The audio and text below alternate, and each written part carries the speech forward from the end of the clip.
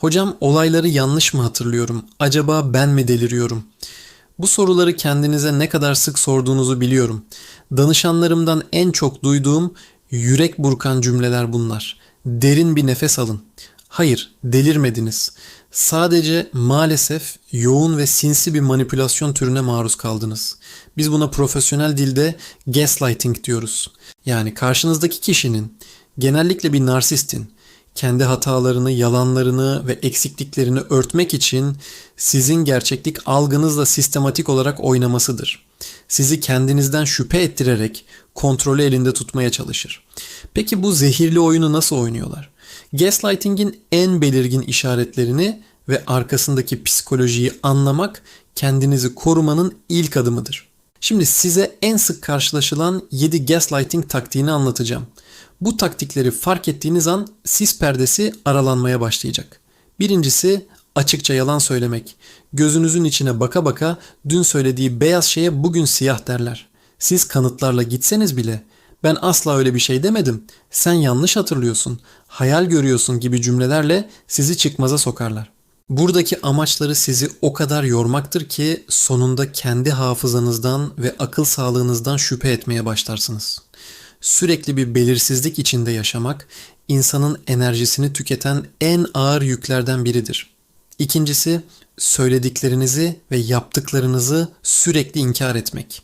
Bir olayı tartıştığınızda daha önce verdikleri sözleri veya yaptıkları eylemleri sanki hiç yaşanmamış gibi reddederler. Böyle bir konuşma aramızda geçmedi, bu senin uydurman diyerek sizi yalancı konumuna düşürmeye çalışırlar.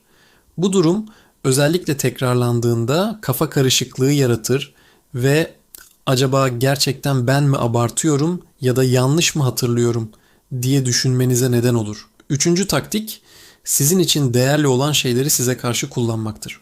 Mesela çocuklarınıza olan sevginizi, işinize olan bağlılığınızı ya da ailenize olan düşkünlüğünüzü bilirler ve bunları manipülasyon aracı olarak kullanırlar. Sen iyi bir anne olsaydın böyle yapmazdın. İşini benden daha çok önemsiyorsun gibi cümlelerle sizi suçluluk duygusuna boğarlar. En hassas noktanızdan vurarak sizi kontrol altında tutmaya çalışırlar. Dördüncüsü ve belki de en sinsi olanı zamanla sizi yıpratmaktır. Gaslighting bir anda olmaz. Küçük yalanlar, imalar, şakayla karışık aşağılamalarla başlar. Zamanla bu davranışların dozu artar. Başta şaka yapıyor herhalde ya da bugün modu düşük diye düşündüğünüz şeyler. Bir süre sonra hayatınızın normali haline gelir. Bu yavaş yavaş zehirlenme süreci sizin direncinizi kırar ve durumu normalleştirmenize neden olur.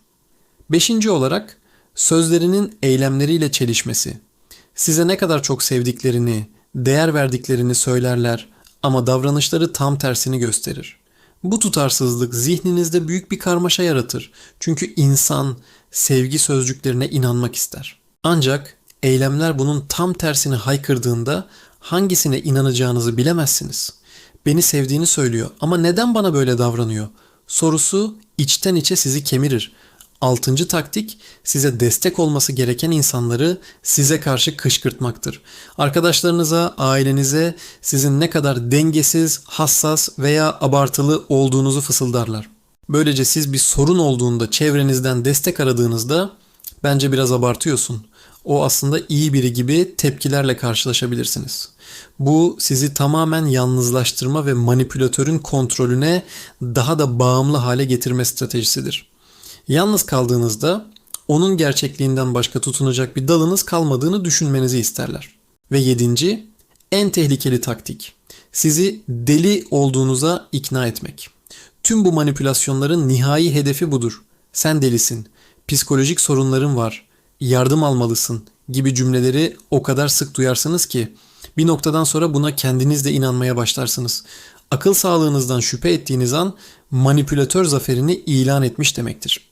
Çünkü artık kendi yargılarınıza güvenemez, tamamen onun insafına kalmış olursunuz. Peki, bu zehirli döngüden nasıl çıkılır? İlk ve en önemli adım farkındalıktır. Şu an bu videoyu izliyor olmanız bile dev bir adım. Bu taktikleri tanıdığınızda artık oyunun kurallarını siz de biliyorsunuz demektir. Unutmayın, bu durum sizin suçunuz değil. Kimse bile bile böyle bir manipülasyonun içinde olmak istemez. Çözüme giden yolda en etkili yöntemlerden biri Grikaya metodudur. Yani narsiste hiçbir duygusal tepki vermemek. Ne öfke, ne üzüntü, ne de savunma. O size laf attığında, sizi kışkırttığında duvar gibi olun. Kısa, net ve duygusuz cevaplar verin. Anladım, peki, olabilir gibi. Narsistler başkalarının duygusal tepkilerinden beslenirler. Bu besin kaynağını kestiğinizde size olan ilgilerini kaybederler çünkü artık istediklerini alamazlar. Onu değiştirmeye çalışmayın, değişmez. Tartışmaya girmeyin, kazanamazsınız. Tek çözüm enerjinizi ondan çekmektir. Kendinize şunu hatırlatın.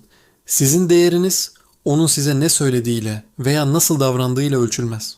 O size bir ayna tutuyor olabilir ama o ayna kırık ve sadece kendi çarpık yansımasını gösteriyor. O size bencilsin dediğinde aslında kendi bencilliğini, yetersizsin dediğinde kendi yetersizlik kompleksini size yansıtıyor. Bu yansıtma oyununa gelmeyin. Bu süreçte profesyonel destek almak iyileşme yolculuğunuzu hızlandırabilir ve kolaylaştırabilir. Bir terapist yaşadıklarınızı anlamlandırmanıza, özgüveninizi yeniden inşa etmenize ve sağlıklı sınırlar koymanıza yardımcı olabilir. Unutmayın, yalnız değilsiniz ve bu durumdan çıkış yolu var. O kırık aynayı parçalayın ve kendi gerçeğinize, kendi değerinize dönün. İçinizdeki o sağlam, bilge sese yeniden güvenmeye başlayın. Çünkü o ses en başından beri doğruyu söylüyordu. Siz deli değilsiniz. Siz sadece hayatta kalmaya çalışan güçlü bir insansınız. Bu konuda daha derinlemesine konuşmak, iyileşme adımlarını detaylıca öğrenmek ve benzer hikayeler yaşayan diğer insanlarla bağ kurmak isterseniz sizi kanalımdaki diğer videolara ve topluluk sekmeme bekliyorum. Kendinize iyi bakın. Çünkü siz bunu hak ediyorsunuz. Abone olmayı ve bildirimleri açmayı unutmayın. Görüşmek üzere.